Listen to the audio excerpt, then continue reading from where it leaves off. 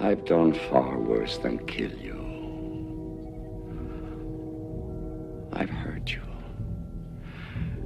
And I wish to go on hurting you. I shall leave you as you left me, as you left her, marooned for all eternity in the center of a dead planet. Buried alive. Buried alive. 9 billion names of pod. From Atlanta, where cosplay is not consent, just like everywhere else on the planet. It's the 9 billion names of pod with Dan Bauman and Michael Reed. I'm Dan Bauman. I'm missing my Jack Honey glow. So, let's talk about some stuff. Okay, let's do it. So, last weekend, as we record this, the annual meeting of the nerds, the running of the nerds, the Nerd Geek Christmas, Nerdvana, the Atlanta Southern Nerdgasm, the Screw You Comic-Con, DragonCon took place in Atlanta. And guess what I went as? You went as a guy who wasn't there, right? I went as a Nazi, as in N-O-T, next word S-E-E, because I wasn't there, so I did not see anything. You did not, yeah. So you are here to report back to me, because we have not talked about DragonCon. No, we haven't. So you're going to regale me with tales of cosplay and kittens and magical rainbow unicorns that shit out soft serve. Yeah. And I'm ready for it. Well, this year was we kind of, I don't want to say took it easy, but we didn't overschedule ourselves. We didn't like have something going on every single second, because DragonCon, if you've never been, is they over program by a long shot. There is 50 to 100 things to do every hour. Yes, I remember my first Comic-Con in San Diego. The girl I had just started dating prior to Comic-Con saw my little list, because I sat down with a schedule and planned everything out and showed it to her, and she went, "Oh, you're hilarious." Yeah, that's not going to happen. Not even close. And I went, "What?" And of course, within a couple hours into the day, I'm like, "Oh, I see. Yeah, that's not possible." Yeah, it's not possible. You can't, it's like, I got 5 minutes to get to this next thing. Yeah, it's been standing room only, and the room's been closed for the last 2 hours. Oh, yeah. Because you can't. Yeah, it's like, DragonCon's not quite that bad, but pretty damn close. Yeah. And it's funny, I read it. It was the 30th anniversary of DragonCon. Oh, was it really 30? It was, Okay. yeah. And in our hotel room, there was a magazine, like an article in whatever magazine it was, because it was right there with the now, I don't want to say owners, but the people who run DragonCon, and they said they do that on purpose. They're like, we want something going on. We want too much choice. We never want anyone to get bored. And it's like, that makes a lot of sense. It makes sense, but on the other hand, it's like 2 of your dream things are happening simultaneously, and you're like, Sophie's Choice. you have chosen wisely. Yes. Or not, as the case may be. And that's the other thing with the con. I mean, you have to choose wisely, because if you want to see a big panel, you got to plan, and you got to get there wicked early. And if you want to see Jean-Luc Picard, you need to stand in line for about 7 hours ahead of time, in a line that wraps throughout 19 buildings, around 42 principalities, and almost stretches to the goddamn ocean. Yeah, pretty much. There was only one line that we kept walking, and said, nope, this ain't gonna happen. And what's that? Which was it? I believe it was the Pond family reunion. It was Alex Kingston and Arthur Darvill. Yes, I can see why that would be. Of course, it wasn't really the complete Pond family reunion. It was supposed to be, but Karen Gillan had to pull out at the last minute.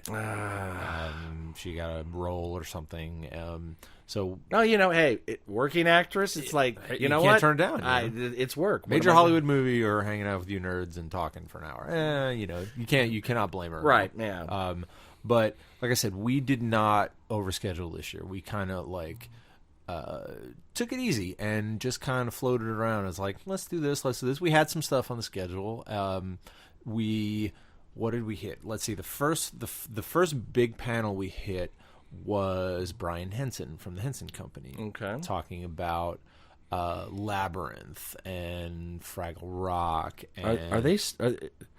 Did he confirm or deny these rumors that they're going to do a continuation or an offshoot or a TV show or something of Labyrinth? He did not. Okay. He did not. He basically... I mean, you keep hearing this and you think, well, okay, I mean, maybe something in that universe could be interesting, but, no Goblin King, Exactly. Exactly. I mean, and I don't know if, Jennifer Connelly is like, sure. I mean, I think it would be very interesting to have Jennifer Connelly as the mother, have her child taken by Goblin King Jr., I guess, or whatever. My thought on that would be Jennifer Connelly as the Goblin Queen.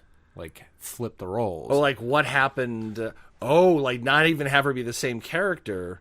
Or, maybe not. Maybe just flip it and have her be the Goblin Queen. Or maybe Jared came back maybe a couple hours later. It's like, yeah, I'm done being an owl. Let's make this thing happen. Right. And she's like, all right, I give in to you. You have power over me. Well, see, I have always thought what they should do is the exact same idea, is do a sequel to The Professional and have Natalie Portman be the hitman or the assassin, I should say, or the professional. The professional. And, they're doing, what are they doing? And have a precocious 12-year-old boy try to sleep with her. Hopefully not. Yeah, that was creepy in the first one. It'd be even the same amount of creepiness, if not more, flipping it around. Yeah. I hadn't thought about it that far into it. Yeah. Well, they're doing that with, what are they doing? They're doing a remake, Splash. I hear they're doing a reboot. Oh, yes, that's right. That thing that everyone was crying out for a continuation or sequel, said nobody ever in the history of anything. Not. They're going to reboot it, but they're going to flip the genders. It's going to be Channing Tatum as the merman, and the girl. So we're gonna get bare chest finally of Channing Tatum. Yeah, we're not gonna have strategically placed, tufts of hair over boobs. I remember seeing that in the theater and going like, all right, that hair's gonna move. It's got to move sometime. Like, it never moved. It never moved. Never did. Well, when did that come out? That was like probably 12. 8. I would think, that was like 1980, 81. That was that. a real early one. So I must have been 2 or 3 months old at that point. Yeah, you weren't born yet. Yeah. No one buys that.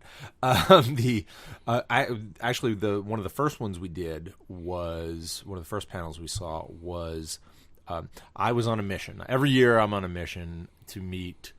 Like, there's always like somebody. It's like, I got to meet that guy or that lady. And like years past, it was Rob Paulson. It's usually always voice actors for some reason. I'm kind of obsessed. Hey, they're every much as bit of an artist as someone who acts. The one year we went, I was actually waffling on going to the con. I was like, it's a lot of money and a hassle and this and that. And I can't relate to that at all.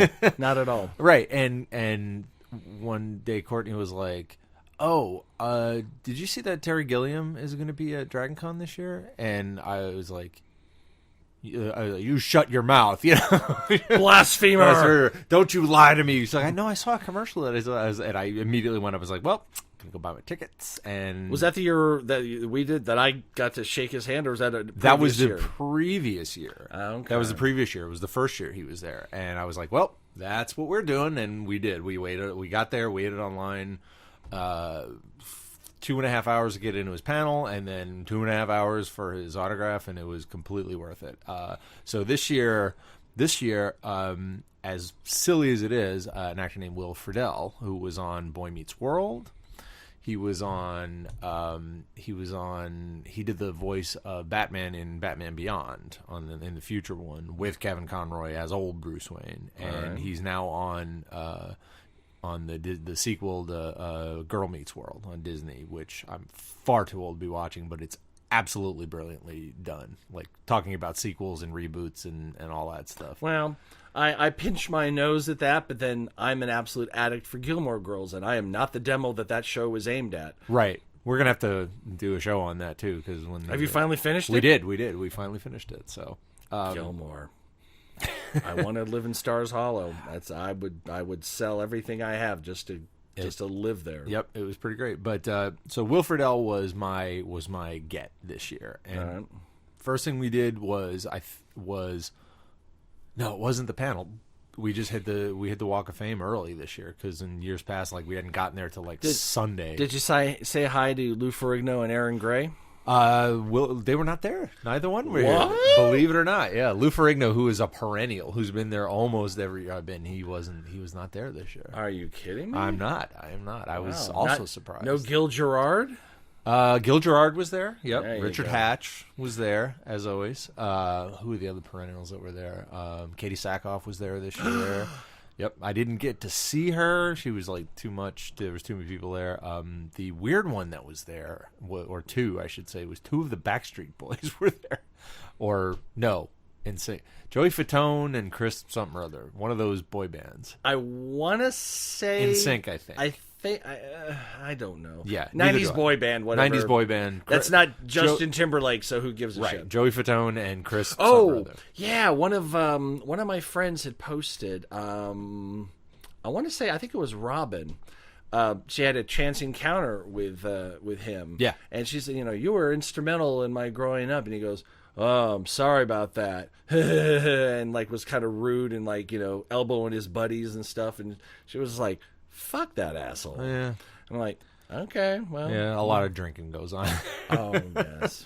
All sorts of shenanigans. Right. Who else? There was a lot of people. A couple of people from Flash. A couple of people from Legends of Tomorrow, including Arthur Darvill. Like I said, from Doctor Who.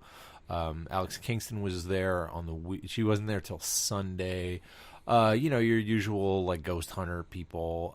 Our friend Ian, Ian Gainsley? Yeah, we ran into him. I don't know him real well, but we ran into him at the Doctor Who party. He got a great picture of him and his new wife with Alex and the guy who played Rory. Yeah. And I'm like, gosh, I'm looking at the picture going, Karen looks really different. That's not. Where is? And then I looked up like, oh, she was a no-show. It's like, okay, no-show, so yeah. Well, hey, she canceled like Wednesday. It was like right up to the last minute. That's gotta hurt. It was pretty bad. That would have been really great to see. We never would have gotten in that panel. That's like that is the family reunion. It is completely.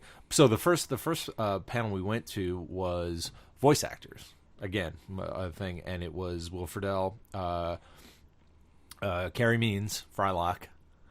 Oh my god! Yeah, who is a crusty so-and-so. He's a bit rough around the edges, but he's pretty damn funny. A little curmudgeonly, and a little just kind of like sassy.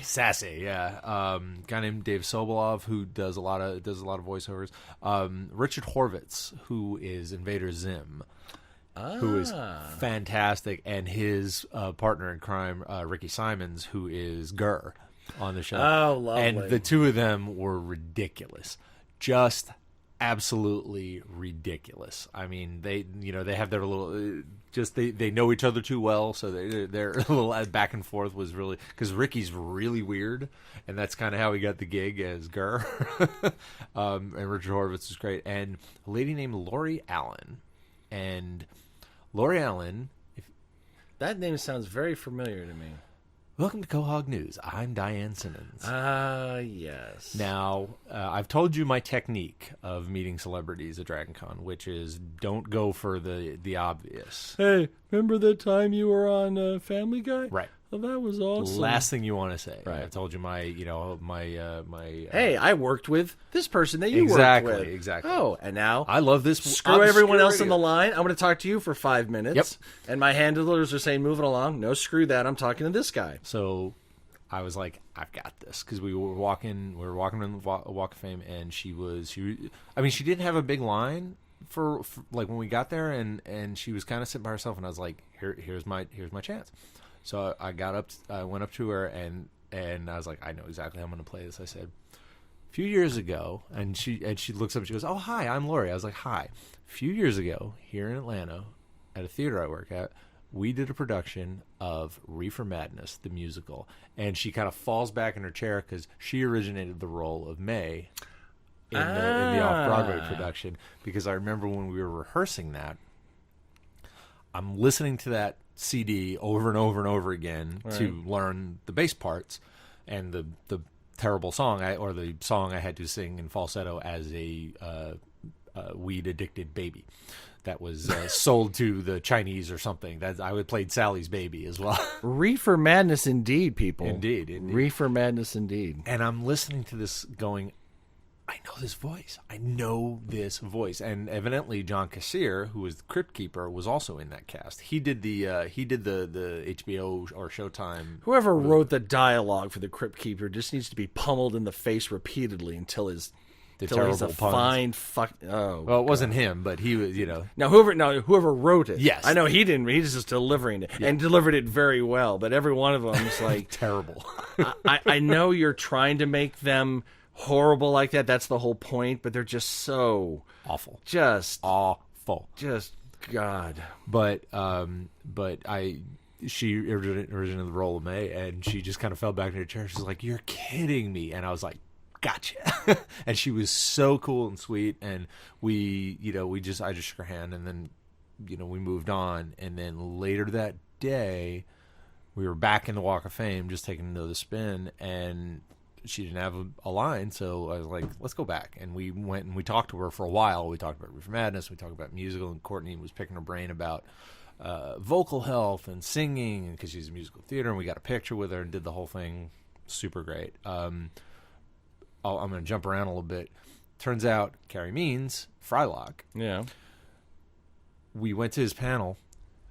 He used to sing with the Atlanta Opera Chorus. Did he really? He did indeed, and he brought that up on one of the panels, and we were walking around Monday, because Monday, the technique at DragonCon, if you're lucky, if you live in Atlanta, Monday is always a nice day to really be able to get to talk to the celebrities, because all the out-of-town people are gone by noon because they got to check out of their hotels. Right. Yeah, most of the big celebs are gone, but some people hang around for a while. Frank Conniff and Trace Ballou were still there, and Bill Corbett, and a lot of the voice actors were still there. And so we're taking a spin, and Carrie Means was sitting there, and I was like, I looked at Courtney, I was like, go ahead, go talk to him. And she's like, all right.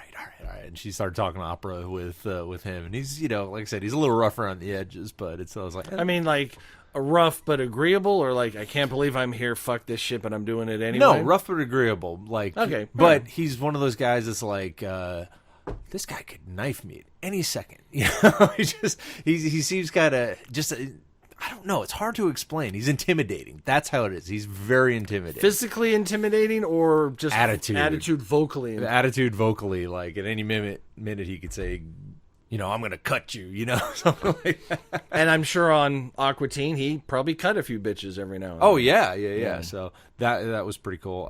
Let's see, the Brian Henson panel was that night. What did Henson talk at all about the future of Muppetry? He didn't. It wasn't, because he might have at one of the other panels, but did Muppets got one season broken into two, or was it 2 seasons? I cannot remember, because I know they had a big break.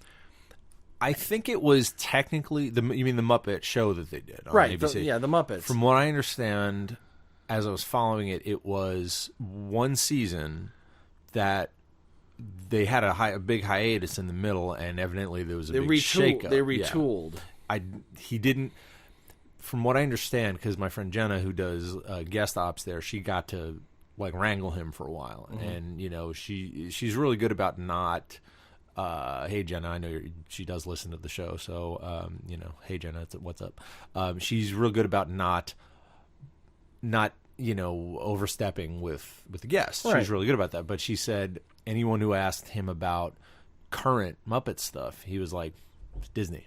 Nothing to do with me. Yeah, that's true. They control it. So Yeah, so if they it's don't greenlight, he could have 1,000 ideas, and if Disney doesn't greenlight it, it's But not he happening. doesn't even have control. It sounded like. Well, yeah. I mean, they sold the franchise. Right. It's like Lucas. I mean, he could talk all he wants about What what they're he gonna wants do. to do, but Disney's the one that says no. Right. And probably for the best. Yes. Stop hurting me, George. Stop. Stop. You showed me heaven, and then you took me to hell. All right, sorry. We're back on track. Yeah, we're back on track. We're back on track. Let's see. Saturday we did a lot of just floating around and went to the dealer's room. They had the dealer's room split up into 2 buildings of the Americans Mart. Okay. So it was pretty big this year. And the building 2 down on Cortland, I want to say, floor 1, dealer's room, T-shirts, weapons, the whole bit. Room 2, floor 2, more of the same. But in floor 3 was like the art gallery, was like the art, like the comic artists and the artists, which was really cool. And in the middle of it, a bunch of old school video games to just go up and play. Oh, consoles? and Console stuff? games, yeah. Boy, did they have a Tron?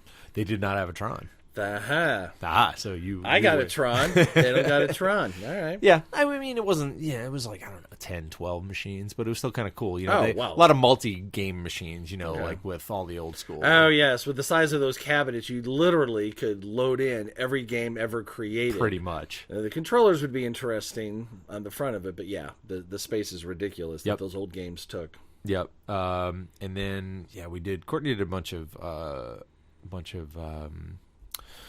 costuming panels one day, so I was just wandering around the dealer's room. But Saturday night we went to a panel with the 2 puppeteers for BB-8 from Star Wars, and they were pretty damn funny. Two British guys talking about, and they showed a bunch of behind the scenes video of how the evolution of what he was, because he wasn't just a radio controlled ball. No, there was a lot of stuff and things that were painted out later, and most of it was painted out. They said, is it really a majority? Yeah, majority. They said they figured it out. Like, he said basically what happened was, they said there was like 7 different versions of BB-8. There was like, the 2 main ones. One was on like a little cart that they drove, with him rolling around in the front, and another one. Just don't shoot below where and it was all chroma key green painted, and they just digitally painted out. And then there was the one that was on the rod, like it was on the rod, and the one guy was in a morph suit basically. Yep. I've seen those pictures. Pushing those, and the other guy was RCing the head and getting the and they had to do it like the choreograph it together to get it to he moved the body this way and turned they said the iconic shot of BB-8 in the trailer when you see him, when he pops out and rolls around, he sticks his head around the corner. They said when they were developing it, they just did that to Kathleen Kennedy in her office, like and JJ, like as a had the BB actually stuck his head around the corner, and they were like, "Oh, thank God!" They said that was the reaction to BB-8, was like, "Oh, thank God, this is gonna work." Nice. And they were real fun. They showed like the whole evolution of how they built it, and the one question, if I was gonna get up, the line was too long to ask. Somebody did ask, which was okay. I'm jumping ahead. They said they had after they finished the movie, they said one of their team, or one of the designers, was like, I think I can make it work, like for real, like practically, like just that. And they said, really? And they said he worked on it for a while, and he finally, for the red carpet, they got one that actually works that way, full on RC, like the Sphere. Well, where you're not going over sand or on terrain. Yeah, they said it's terrible. It doesn't move on that. And that was one of the first things that Neil deGrasse Tyson was like, usually a smooth sphere like that would not do well on sand, let alone different elevations of sand going down or up. And like, all right, Neil, you don't have to. You don't have to suck the fun out of everything. I love science and I support it, but just they're a Jedi. It's and aliens. It's exactly, just have fun. Yeah. But they said the one question I would have asked, which luckily someone did, was, so now that they've figured that out, how are you going to go forward with it? Like, or in episode 8, did you puppeteer him the same way, or did you just use the little RC one that just moves? And they said, and their answer was, we're not allowed to tell you if BB-8 is in the movie, basically. And then they went, but he's in the movie.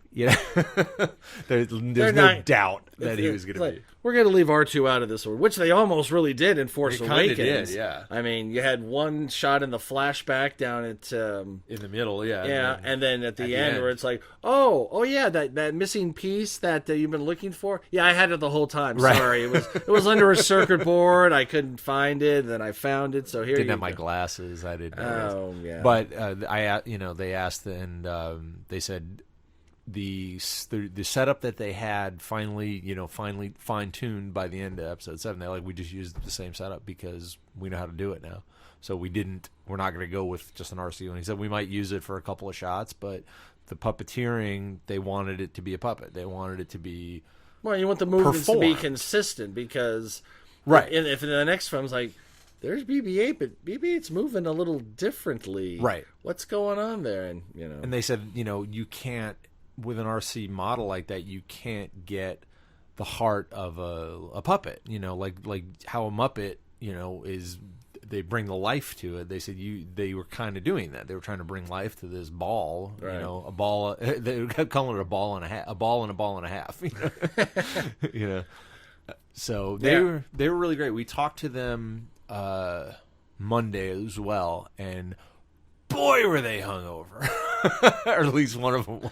Well, yeah. I mean, No voice and just... Yeah, it's a fucking ball with a Bic lighter in it. I don't know why we did that, but yeah, very very British. Oh yeah, it was fun, mate. Yeah, it was great. Yeah, so they they were pretty cool. I did not get to see the Philharmonic Orchestra again this year because that's the one we went to, right? That's the one we went Yeah. to. I wanted to see how they had improved it, or what they did, or what the program was. I had a gig that night, so Saturday I basically had to split, go play a gig, and come back, which was fine. It was a fun gig, but it was like that's the only kind of thing I was sad that I missed. And like leaving the con, I wasn't like heartbroken or anything, because I was like, oh, I'm gonna go play a gig, and make some. Did Courtney get to see it? No, she didn't. She was doing something else, Okay. so she didn't end up going. So, and then we went to one of the parties, the Heroes and Villains Ball, which I ran into some of the Dad's Garage people, and it's funny because we realized that they have theme parties. There's like the Heroes and Villains Ball and the Doctor Who Ball and the Evening at Bree and the last party on Alderaan and all these. But all it is a rave. All it is a dance club party. Let me guess. Was it? Absolutely. Yeah. Yeah. I just a small sidebar, Your Honor. Yes. I went. When was it? Was it Tuesday? Mm-hmm. Yeah, I think it was Tuesday. Went and saw a concert with the godfathers of electronic music. You went to Kraftwerk, didn't you? I did. Yes. Now, explain Kraftwerk to some people, including myself, because I know the name and I know kind of what they've done, but give me a little bit of what they... Kraftwerk started in 1969. See, that blows my mind. Yeah. But they didn't quite become what they became until probably about 4 or 5 years later. And what Kraftwerk was...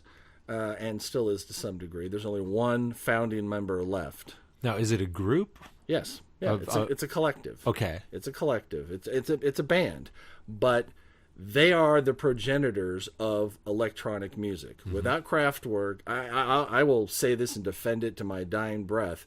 They have had as much influence on music as the Beatles, just not the same kind of music as the Beatles influence. Okay. We don't have rap. We don't have EDM. We don't have so much shit. All the offshoots of EDM. Exactly. Without Kraftwerk. Yeah. They were the ones that were going on tour, hauling around refrigerator-sized boxes to do their electronic shit live. That Were they using like Moog machines or everything? I mean, anything you could think of? rhythm Right? machines. They have patents on vocoders from the 70s that they and they're very kind of mysterious. They don't do too many interviews, even back then. The two founding members, one of them only quit the band in 2008 after having been in since 69. So, but this concert was Kraftwerk in 3D, which is a retooled version of what they had been performing at art museums. The MoMA in New York hosted them. And essentially, it's 4 guys on stage with behind little designer podiums that have lights on them. They're all wearing matching outfits that kind of look like they stepped out of a 70s retro Tron version. Really? And you put on 3D glasses, and the projections behind them is like the visual aspect, because they're just up there standing. That's it. I mean, they're not dancing. They never dance. They're not bringing on the booty girls. They're doing none of that shit. Right. They're doing the music. And one guy, I can't remember his name. He's very German. Yeah, I would think. He's the only one that's mic'd, and he does the singing. And then there's the vocoder part. It's like, we talk like this. That kind of shit. Yeah. We are the robots. That's done on like sample tape loop or whatever. I'm not a musician, so I don't know. And the visuals are very basic and rudimentary, much like Kraftwerk music. It's not layers upon layers, but it is. It's simple melodies and repeating rhythms that divide, and it's incredible. I have to say, it's probably one of the better shows I have ever seen in Atlanta. I mean, I wouldn't say better than Roger Waters' The Wall, but I really, really, really enjoyed it. And for their first encore, the curtain comes back up, and like, oh, they changed outfits. Hold it. What the fuck? They were all replaced by robots. And they performed We Are the Robots, but they performed it off stage because the robots were just sitting there doing their robot moves very slow. The same kind of shit they were doing in the 70s or early 80s. I mean, they haven't had a new album out in long time. Right. But this is like their greatest hits. I mean, I knew all but maybe 2 of the songs. That Tour de France, Trans-Europe Express, Boing Boom Chuck. See, Kraftwerk is one of those things, like, I know I've heard them many times, but heard of them, I should say. Right. I don't know the music at all, but it was one of those things where it's like, I've heard of this. This is, I don't want to say a cult band thing, like but it's one of those things that I would say now they're kind of culty. Yeah. But their influence on music is unmatched, right, in a group that's still around. Yeah.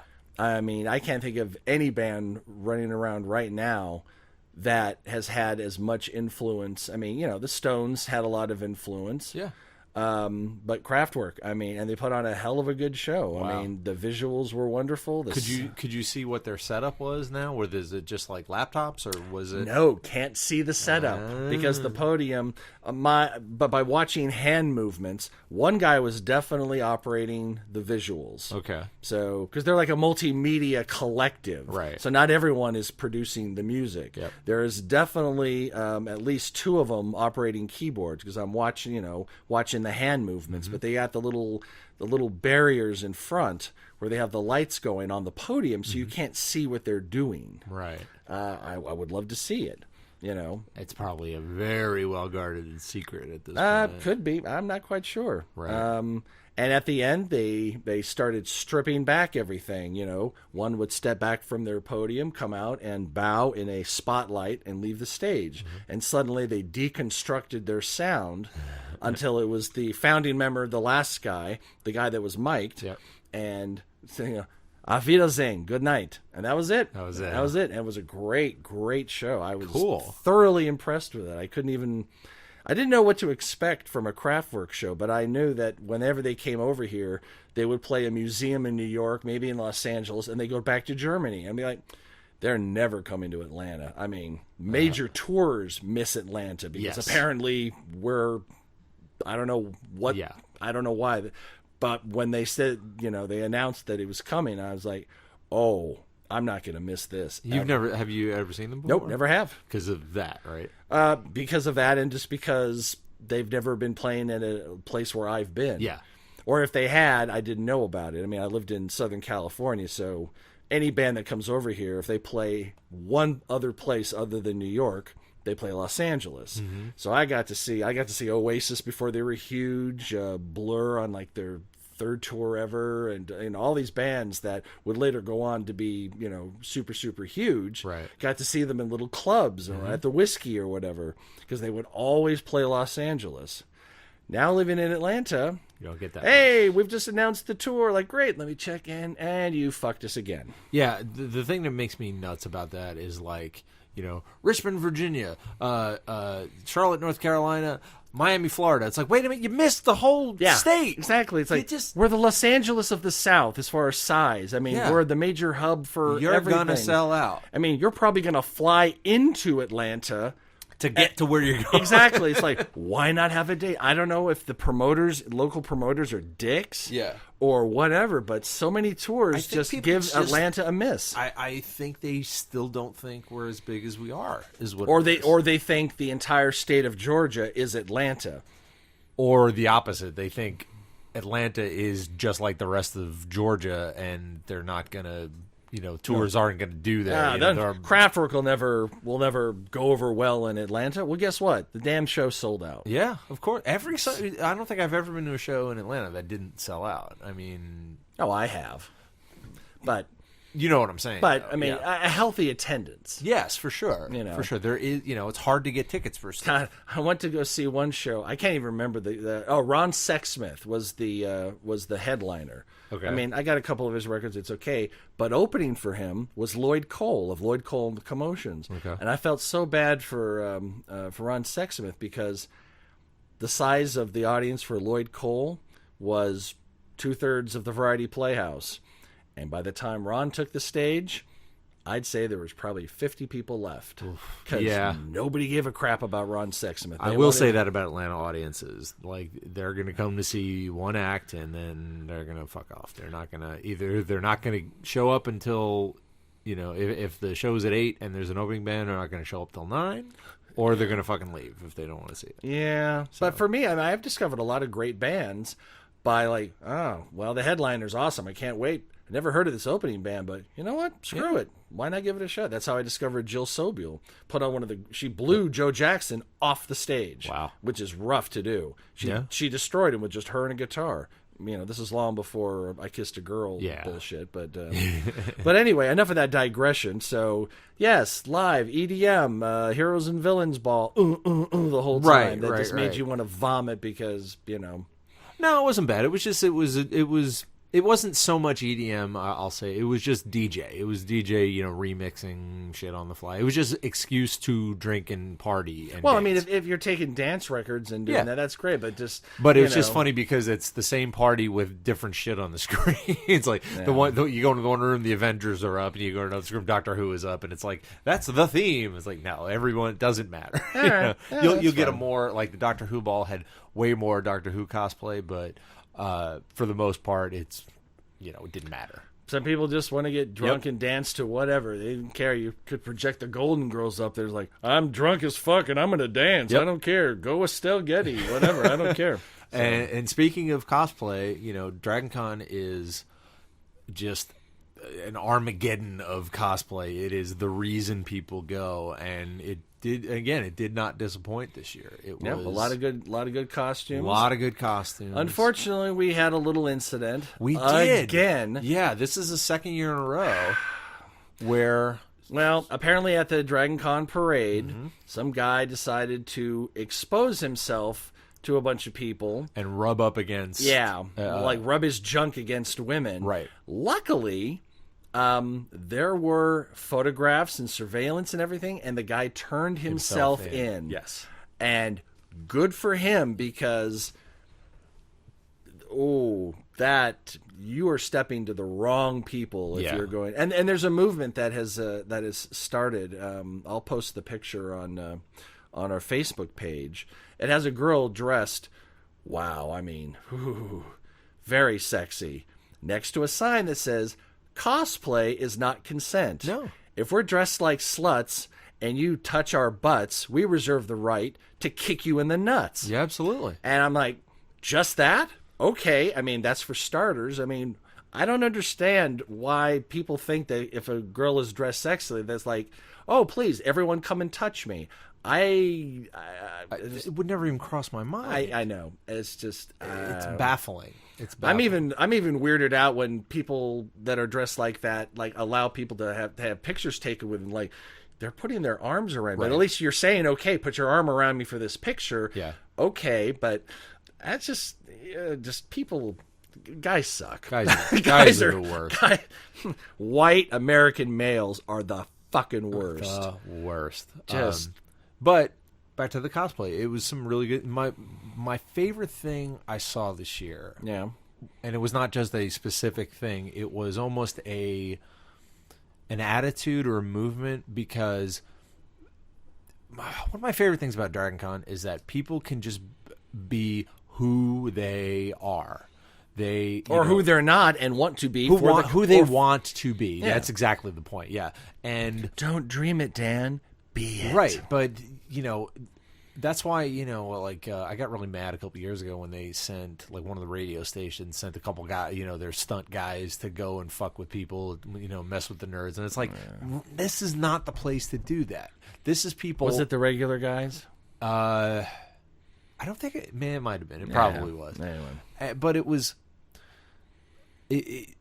It's not the place to do that. This is the whole point of it, is that these people who feel like they can't be themselves in normal society, who want to walk around dressed as whatever the hell they want to, Right. finally get to do it. Or in some cases, I like this character. I'm going to put a lot of time and effort into this Right. costume.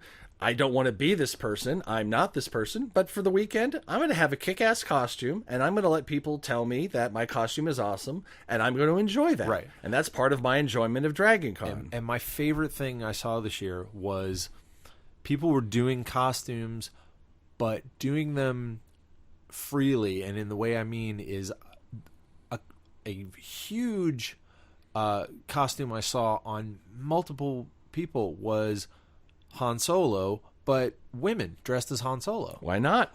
I saw a bunch of African American people dressed as like the Doctor and dressed as Snow White and Why not? exactly. That's why I was like, it's not like the Black Doctor Who. It was just the Fourth Doctor. Yeah. And that guy looked great doing it.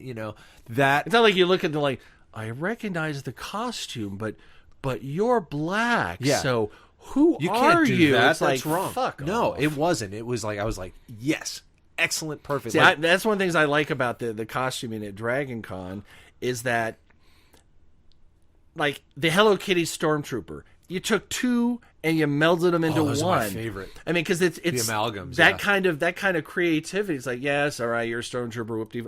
Oh, you're a Hello Kitty Stormtrooper, or you're Darth Maul, but you look like Frylock, or I don't know, whatever the fuck. People, and I like that. I love that. And when people do abstract concepts, that's my favorite. My favorite is like you look at a costume and going, I don't understand. Oh my god, that is brilliant. One of my favorite pictures I saw, or saw someone taking a picture, and it was a person in regular clothing, and on each side it was Belle from Beauty and the Beast, and on one side it was a beautiful girl in a beautiful perfect gown dressed as Belle, and on the other side was a dude my size with taller than me with a full beard, beautiful gown dressed as Belle, exactly the same. I was like, beautiful. Now, of course, you know what the best amalgam in the history of DragonCon is. What's that? Popeye the Sailor Moon. Oh yes.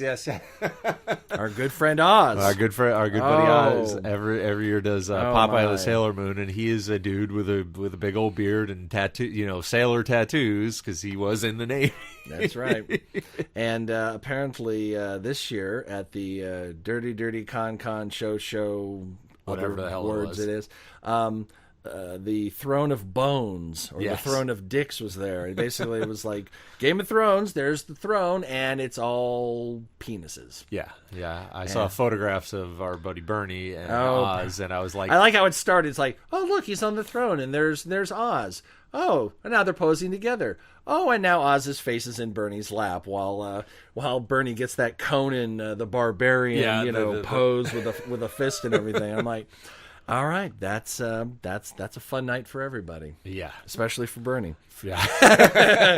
things you can't So unsee. exactly. And where are you going to go out? Like, hey, let's go out this weekend. What do you want to do? I don't know. I want to get all dressed up and weird and good. Like, yeah, that's. I mean, I'm sure there are places every once in a while that might do that, but DragonCon is where that's spring break for nerds. Yeah, That all is- day long you're dressed that way for 4 days if you'd like. Yeah, hopefully changing the undergarments at some point. Yeah, it was pretty good this year. People were pretty. Now, having not been there, how was the temperature inside? As stifling and brutal as it was last year, or was it a bit better? One of the days the Marriott was really bad, like 10, 15 degrees warmer than everywhere else. But they got it wrapped up pretty quick. I remember going to a suite party and going up in the elevator, and I shit you not, 30 degrees warmer. It was stifling up there. I mean, we need the Willy Wonka, fizzy lifting drinks fan to suck all that heat out because it must have been to like 110. Oh, yeah. Up there in the upper floors. Yeah. I mean, there's 10,000 people in that hotel lobby. Just the lobby. Just the lobby. Yeah. And not to mention the elevators and that whole thing. Trying to get on an elevator at the Marriott, forget about it. So have you already booked your suite for next year? Our suite? No, we have not. Or your room or whatever your... We haven't yet. We've tried, like some places aren't up yet, and that. But we, once again, we're kicking around the idea of actually volunteering, of actually going in and working. Because I know people. But you still need a place to. I mean, well, yes, we're gonna have to get a room. Yeah. Obviously, but. We haven't bought our passes yet because it's like, I might be able to get a pass for cheap and work. Because I know people on Tech Ops, my buddy Brian Jeter and my and Professor Bill from Dad's, and they're like, yeah, we can get you tech. Like, they would love to have someone who knows how to run a soundboard. I was like, there you go. And I think Jenna could probably get Courtney in on guest ops because she would love that. And I was like, I want to do guest ops. I want to walk around celebrities. I'm sorry, we have a David Prowse that needs picking up. Like, ooh. Yeah. I'll do that. Jenna got to walk Karen Gillan around last year and got us our photo signed, kind of on the sly. And I would have gone on my hands and knees and had her stand on my back and taken her around if that's what she wanted. Oh yeah, because said she was just lovely, funny, and see, I like hearing that because they are real people like everybody else. But like everybody else, some of them are assholes. Yeah.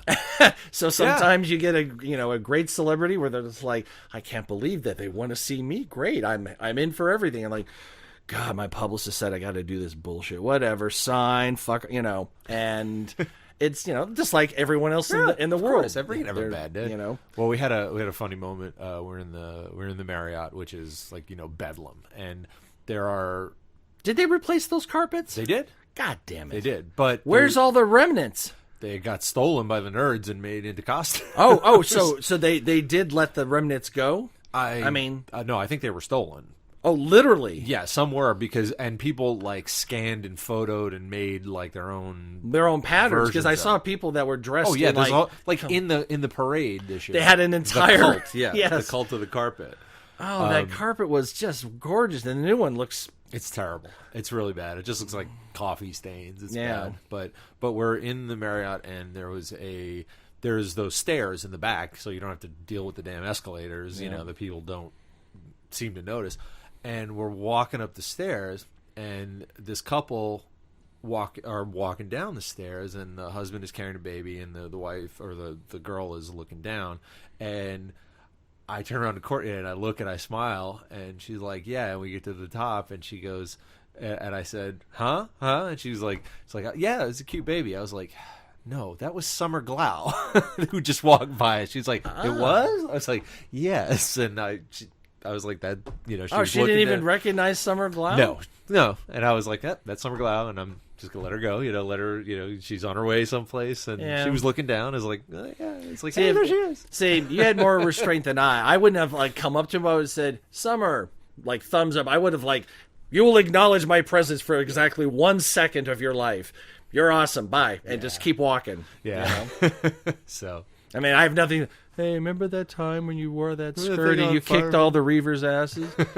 Oh, that was was kind of sexy and kick ass. that was like, awesome. Yeah, I was like, all right. Anything else? No. I see you're married, so I guess you don't want to go out or anything. Yeah.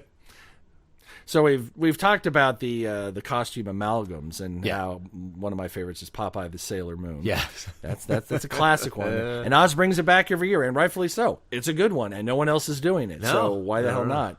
Well, I am pleased to announce that I have come up not only with a double amalgam, but a triple amalgam Really? costume. Okay. Yes. So next year at DragonCon, I am going as... Medication time. Medication time. ran out of time. I'll tell you next year. The 9 Billion Names of Pod was conceived, written, and performed by Michael Reed and Dan Bauman, with Abdul Beni Hassan as the sound of splintering wood. Research, transportation, and exasperated looks by Courtney Lund. Technical assistance by Cubase, Pro Tools, Skynet, QLab, Deep Thought, Big Brother, and Eddie, your shipboard computer. Financial consideration provided by the Wayne Foundation, Stark Industries, the Piranha Brothers, and LexCorp. Legal counsel by the offices of Howard and Fine. Insert Shatner yell here. Our intro music was written by Tim Akers. This podcast was sponsored by Deep Shag Records and is a production of Audio Primer. Throw us a couple stars on iTunes, why don't you? Check us out on dadsgarageradio.net. Listen, watch on YouTube. Listen on SoundCloud. Stream us on Stitcher. Like us on Facebook. Follow us on Twitter. Or email us, comlink@billionpod.com. Until this happens again, I'm Dan Bauman. I'm Michael Reed. Hello, Z.